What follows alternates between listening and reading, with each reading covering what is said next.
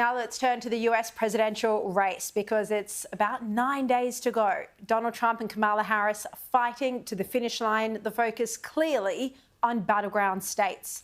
We saw on the weekend that Kamala Harris continued her blitz in Philadelphia.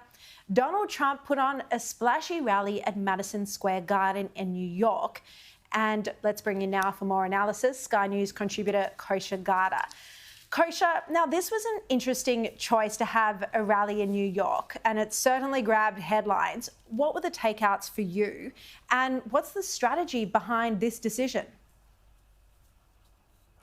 Great to be with you, Sharri. I think it's sort of psychology and optics, where to me it looks like the ultimate flex, or it's a microcosm of where the race and the dynamics of the race stand as we sit here today, which is that Team Trump is on offense.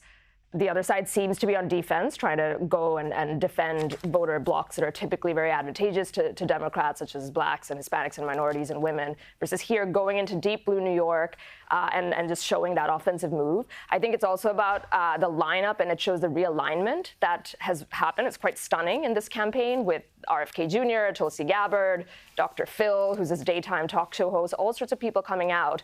And I think the third thing is that it really is normalizing what it could mean to support Trump openly. These are, people from other spheres of life, and it's just a big contrast to some of the framing on the other side of he's a fascist and Hitlerian and all of that. I think that's what this was about, and just showing that they can, even though they will probably not win New York, they can fill up an arena of 20,000 people in deep blue New York. Though it hasn't, of course, stopped the claims that Trump is a fascist, because now the Democrats are saying the fact that he held the rally at this place that once had Hitler supporters somehow means Trump is the enemy, even though there have been countless pop stars who've held events right in that space. I mean, it's completely ludicrous, that claim. Now, over the weekend, we saw Michelle Obama come out, and she had this bizarre line where she said that Donald Trump wasn't doing proper interviews, when in fact it's Kamala Harris who isn't sitting down for serious scrutiny, apart from that one interview with Brett Baer. And in fact, Donald Trump spent 3 hours on Joe Rogan's podcast. I'm sure everyone here has heard of him. If not, he's one of the most, if not the most popular podcasts internationally and certainly in the US. Let's have a listen to some of that interview. I picked some people that I shouldn't have picked. I picked a few people that I shouldn't have picked. And neocons? Yeah, neocons, or bad people, or disloyal people, or people that were just people bad. That were into the people got bad advice. Yeah. I mean, Kosha, you can't hide yourself in a 3-hour interview. You can't rote learn answers. What did you think were the main revelations from that podcast?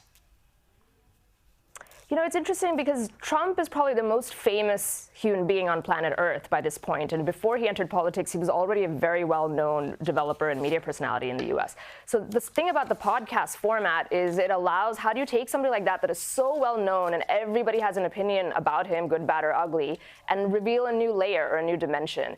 And very few mediums can do that. Certainly cable TV and presidential debates and even rallies that are more scripted can't. And here, he can bob and weave between different topics. He actually calls it the weave, where they went from irrigation policy in Iowa to are space aliens correct or not, to a cultural question about UFC and everything in between. And it just showed a lot of personality, ability to just hold all sorts of details in his mind and have opinions about them. And again, I think to the earlier point, just come across as a normal, likable, conversational guy, which is in itself such a big deal given the way he's been framed for the better part of the last decade. Kosha, just before you go, can you give us an update of where the polls are sitting at the moment for both candidates?